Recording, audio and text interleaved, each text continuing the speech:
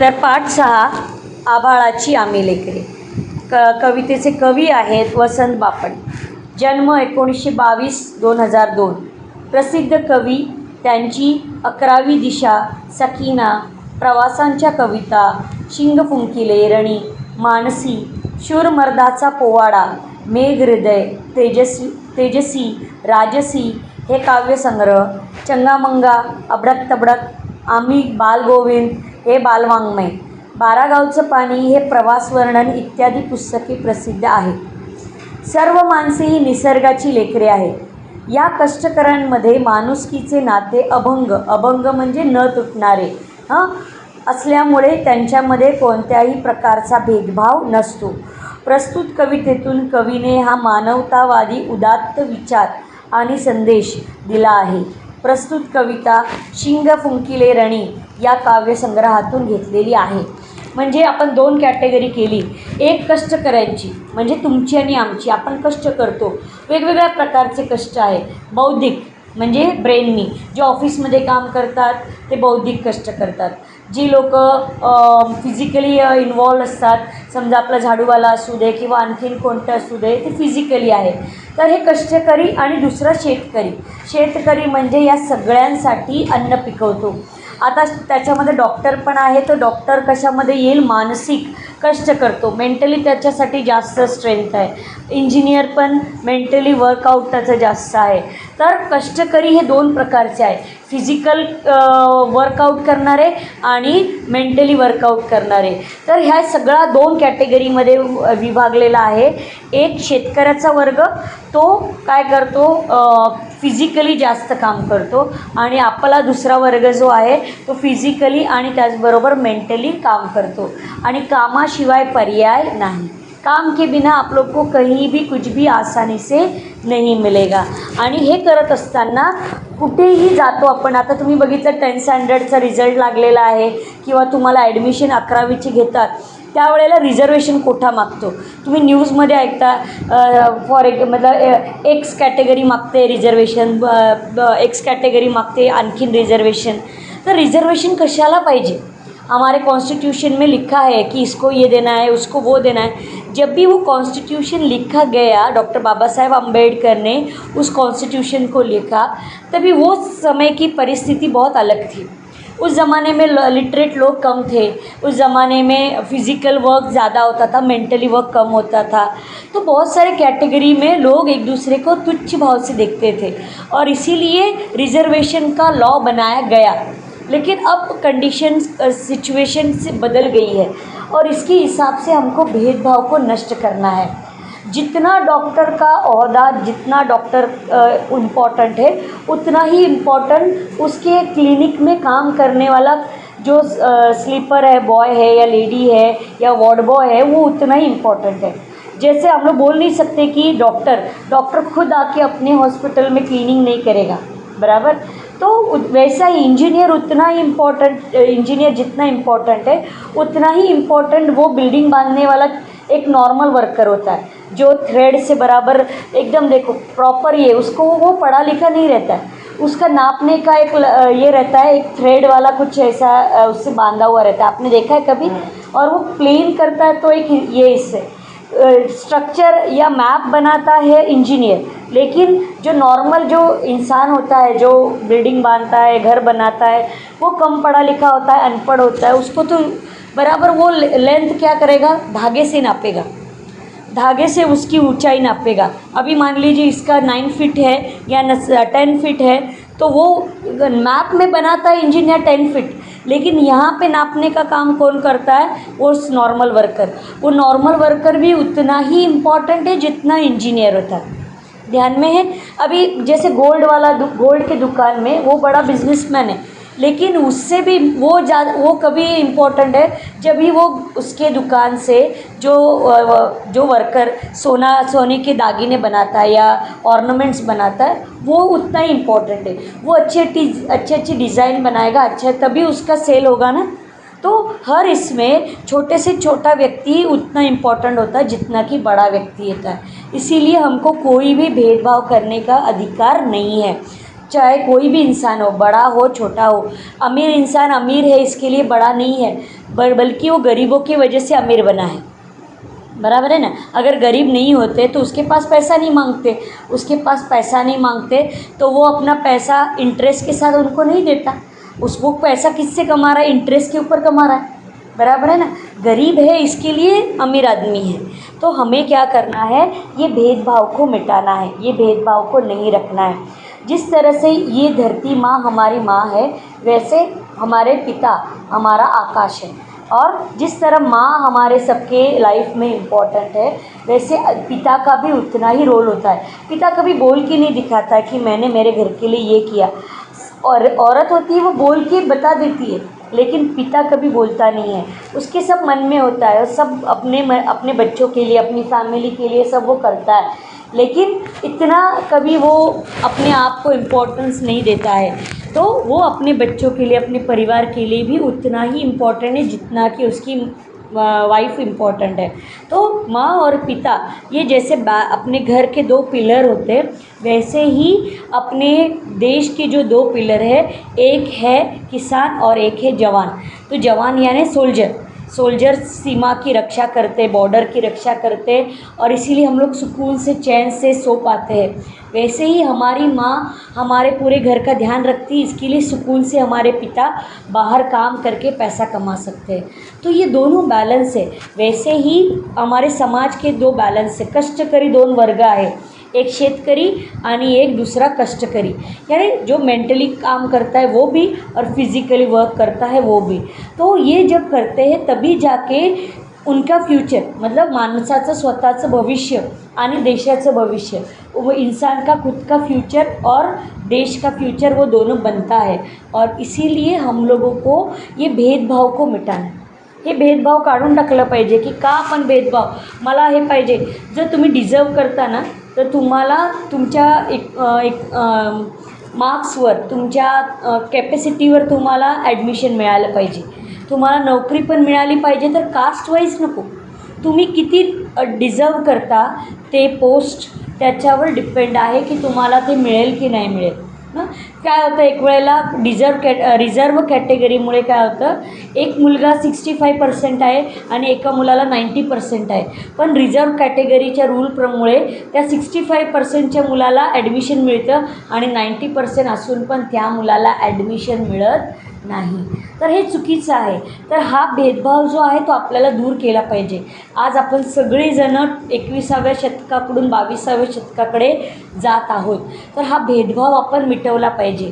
संविधानामध्ये नियम आहे कि बदली करायचा काळानुसार, मतलब समय के अनुसार इसमें बदलाव करना, उसमें मेंशन है, लेकिन हम लोग बदलाव करना ही नहीं चाहते। हम लोग और हमारे जो पॉलिटिशियंस लोग हैं वो लोग भी उसको बढ़ावा दे रहे हैं, क्योंकि उनको वोट लेना है। कोई ये कैटेगरी को सपोर्ट करता है, कोई वो कैटेगरी को सपोर्ट करता है। आपल्याला आपलं डोकं आहे ना, मग आपण काय करायचं, कशाला कोण योग्य आहे कोण अयोग्य आहे। पण प्रॉब्लेम काय होतो, ज्या वेळेला इलेक्शन असतं त्यावेळेला आपण घरात सुट्टी असल्यामुळे आरामात बसतो आणि जे लोक म्हातारे असतात ना ते लोक वोट करून येतात।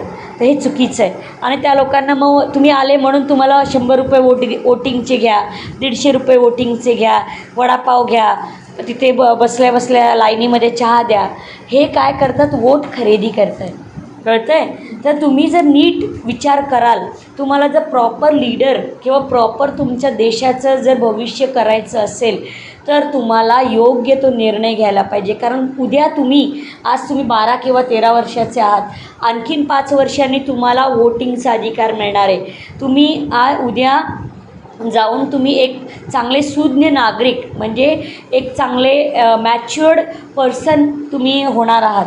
तर एक मॅच्युअर्ड पर्सन होण्याच्या नात्याने तुमच्याकडून देशाला काय दिलं पाहिजे किंवा काय ॲक्शन झाला पाहिजे हे तुम्हाला कळलं पाहिजे। तर याविषयी ही कविता आहे बघा। आभाळाची आम्ही लेकरे, काळी माती आई, जात वेगळी नाही, आम्हा धर्म वेगळा नाही। अरे आम्हाला कष्ट करायचं माहिती आहे, मग आम्हाला जात काय पाहिजे, धर्म काय पाहिजे, बरोबर ना। जात आणि धर्माचं लेबल लावून आपण आलो आहे का? हां, आज प्रत्येक मुलगा जन्माला येतो, आपण पीके पिक्चरमध्ये पाहिलेलं आहे। तर त्या बाळाला मुस्लिम आहे तर त्याच्या कुठे बॉडीवर त्याचं काय चिन्ह आहे का? किंवा ख्रिश्चन आहे काही चिन्ह आहे का, किंवा हिंदू आहे म्हणून काही त्याच्या बॉडीवर काहीतरी मार्किंग आहे का, नाही ना. कोणाच्या बॉडीवर मार्किंग आहे का, किंवा कोणाचं रक्त, आता बाबा सो अँड सो पर्सन एक हिंदू आहे तर त्याचं रक्त भगवं आहे म्हणजे ऑरेंज कलरचं, हा व्यक्ती मुस्लिम आहे म्हणजे हिरवं रंगाचं रक्त आहे. चला ब्लड बँकमध्ये मुस्लिम रक्त आहे का, असं हिरवं निळं अशा बाटल्या असत्या ना, कलरफुल बाटल्या असत्या की नाही, तसं आहे का, नाही. कारण देवाने बनवताना तसं बनवलं नाही. प्रत्येकाला 2 डोळे दिलेत, कान दिलेत, 2 हात दिलेत, हो की नाही, 2 पाय दिलेत, विचार करायला एक मेंदू दिला आहे. अरे नाही, हिंदू लोक जरा जास्त स्मार्ट असतात कारण देवाचं वरदान आहे. इकडे काय बाकीच्या ठिकाणी काय 1-2 जणच देव आहे. हिंदू धर्मामध्ये 33 कोटी देव आहे. म्हणजे त्यांनी बनवताना काय सुपिरियर बनवलं असेल की नाही. 2-2 मेंदू म्हणजे एक इकडे चिटकवला असता, एक इकडे चिटकवला असता, म्हणजे आहे की नाही. तर असं बनवलं आहे का, नाही. इथे बाबा एकच आमचा देव आहे, आमचा देव खूप चांगला आहे, असं आहे का, नाही. हे माणसाने बनवलेलं आहे. बघा आजपर्यंत कोणी हिंदू असो, मुस्लिम असो, ख्रिश्चन असो, ईसाई असो, कोणी असो, तर त्यांनी आपल्या देवाला पाहिलं आहे का, नाही. देव कोणामध्ये आहे, देव आपल्यामध्येच आहे, माणसामध्येच आहे. फक्त एक आहे की ज्या वेळेला आपण मंदिरात जातो, चर्चमध्ये जातो, मस्जिदमध्ये जातो, तिथे काय होतं, एकाच वेळेला वाईब म्हणजे एक प्रकारे एक लहर येते. तिथे सगळे लोक बसलेली असतात प्रार्थनेला. त्यावेळेला ते ज्या वेळेला एकदम बोलतात त्यावेळेला व्हायब्रेशन होतं आणि ते व्हायब्रेशन बॉडीमध्ये जातं आणि एक प्रकारे छान वाटतं. प्रत्येकाच्या घरामध्ये देव आहे, मंदिर आहे, प्रत्येकाने आपापल्या धर्माप्रमाणे बनवलेलं आहे. पण आपण तरी पण मंदिरात जातो, तरी पण चर्चमध्ये जातो, तरी पण आपण गुरुद्वारामध्ये जातो, तरी आपण याच्यामध्ये म्हणजे मुस्लिम दर्ग्यामध्ये जातो. हे का, कारण तिथे गेल्यानंतर का, आता हे कोणी बनवले, देवाने बनवलं आहे का स्पेसिफाय येऊन, नाही. तिथे काय, आता समजा मी एक मंदिर बांधलं, माझी जागा आहे स्वतःची, मला वाटलं मंदिर बांधावं, मी मंदिर बांधलं, पण तिथे लोक लगेच डोकं ठेवतात की नाही येऊन. तुम्ही पिकी पिक्चर बघितलं आहे, लोकांना देव डिसाईड करायला वेळ लागतो का, नाही. एक दगड ठेवतो, तो त्या दगडाला लाल कलरचं पान हे करतो, त्याच्या जागी 2-4 असे सुट्टे पैसे टाकतो आणि लांबून गंमत उभा राहतो. ते झाडाच्या खाली असतं. कॉलेजची मुलं येतात, बाबा आज पेपर आहे, कठीण नको जायला, माझं पास कर, हे कर ते कर, लगेच तिकडे जाऊन पैसे ठेवायला, म्हणजे इन्कम चालू. लो इन्व्हेस्टमेंट आणि म्हणजे हाय बेनिफिट, अशा प्रकारे तो धंदा चालू होतो, हो की नाही. मग तिकडे हळूहळू चायवाला येऊन उभा राहतो, मग त्याच्यानंतर तिकडे एक नारळवाला, हारवाला येऊन उभा राहतो, म्हणजे असा बिझनेस वाढत जातो, कळतं आहे का. इकडे समजा मी नारळाचं आणि हारचं दुकान केलं तर इकडे लोक हार आणि नारळ घेतात, तिथे मंदिरामध्ये असतात ते लोक घेतात नारळ, इकडे ठेवतात, फोडलेलं नारळ तुम्हाला अर्धा देतात आणि इकडून नारळ परत मागच्या गेटनी तिकडे दुकानात येतात, कळतं आहे का. म्हणजे समजा आज माझं दुकान आहे नारळाचं, मला एक नारळ 25 रुपीजला विकतो मी, म्हणजे एक ग्राहक आला आणि मला विचारलं हार आणि नारळ द्या 30 रुपीज, मी त्यांना बोललं 30 रुपयाचं. मग आता हे जाणार नारळ तिकडे, पण त्या नारळ तो जो नारळ मंदिरातला जो पुजारी आहे तो ते नारळ मला कितीला देणार, 15 रुपयाला. त्याला त्याची कमाई 15 रुपये, बघा ना, काहीच नाही त्याचं ते इन्कम. मग मी तोच नारळ घेतला परत मागच्या बाजूनी 15 रुपयाला, मी 25ला विकला, म्हणजे माझा 10 रुपये फायदा. नारळाचं रोटेशन होते, कळतं आहे का, कळतं आहे. म्हणजे आपण काय करावं आणि काय नाही करावं हे लक्षात घ्यायला पाहिजे. मी जर मंदिरात गेलं तर मी ताट कधी घेत नाही, म्हणजे आपण त्या पैसे पण मी टाकत नाही, कारण त्याच्यातले पैसे कदाचित कुठे जातात आपल्याला माहीत नाही. बेटर आहे की कोणाला तरी मदत करायची, कोणाला तरी मदत करायची. जसं मोदींनी सांगितलेलं आहे, मी असं काही म्हणत नाही किंवा कोणत्याच याच्याशी रिलेटेड नाही, फक्त मला त्यांचे काही काही विचार पटतात. जर भिकाऱ्याला जर आपण पैसे दिले ना, त्याला लालच लागते, तो पैसे मागत राहतो, पैसे घेत राहतो आणि कधीच काम करायला मागत नाही. तर त्यांनी असं सांगितलं, भिकाऱ्याला जर तुम्हाला काही द्यायचं असेल ना तर त्याला खायला घेऊन द्या, पैसे देऊ नका. मी असं 2दा-3दा केलं तर ते लोक म्हणतात खायला नको, खायला आहे, पैसे द्या मला. 10 रुपये मागतील, 5 रुपये मागतील. आजकाल 1 रुपया 2 रुपये पूर्वीच्यासारखे 4 आणि 8 आणे नाही राहिले, तर त्यांना 5 रुपये 10 रुपये टाकावे लागतात. तर असं आहे की जात आपली वेगळी नाही आहे, आपण धर्म वेगळा नाही, आपण माणूस आहोत. माणूस हा धर्म आहे, माणुसकी हा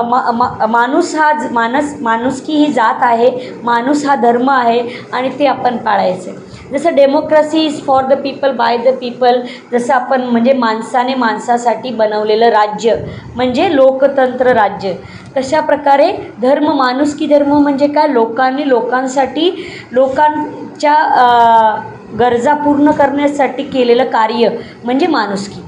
Bing human, Salman Khan T shirt घालतो बिंग ह्युमन, तर तसं घालून आपण फिरलो म्हणजे आपण ह्युमन झालो असं आहे का? नाही, आपण ह्युमन ऑलरेडी आहे, पण ती फिलिंग आपल्यामध्ये असली पाहिजे, आपण कोणाला तरी मदत केली पाहिजे. हे जात धर्म हे काही नाही आहे, हे फक्त सोयीस्कर आपणच बनवलेलं कॅटेगरी आहे. फक्त मी माझ्या दरवाजाच्या आत येणार तेव्हा मी माझं सगळं पाळणार, माझी मातृभाषा, माझा धर्म, त्याच्याशी रिलेटेड जे काही रूल्स आणि रेग्युलेशन आहे, जेव्हा मी माझ्या घराच्या आत प्रवेश करणार त्यावेळेला मी सगळा बंधनकारक आहे, कंपल्सरी, ते प्रत्येकाचं आहे. पण ज्या वेळेला मी दाराच्या बाहेर पाय ठेवणार त्यावेळेला मी माणूस म्हणून बाहेर गेला पाहिजे, माझ्यामध्ये कोणताच इगो नसला पाहिजे, माझ्यामध्ये मी मुस्लिम आहे, मी हिंदू आहे, मी अमुक आहे असा गर्व अजिबात नसला पाहिजे. मी फक्त माणूस म्हणून बाहेर पडला पाहिजे, माझ्या विचार दुसऱ्यांना थोपवले नाही पाहिजे, नाही बाबा करेक्ट आहे, हेच आहे, योग्य आहे, बरोबर आहे, तू हे मान्य कर, नाही. तर जात वेगळी नाही आणि धर्म वेगळा नाही.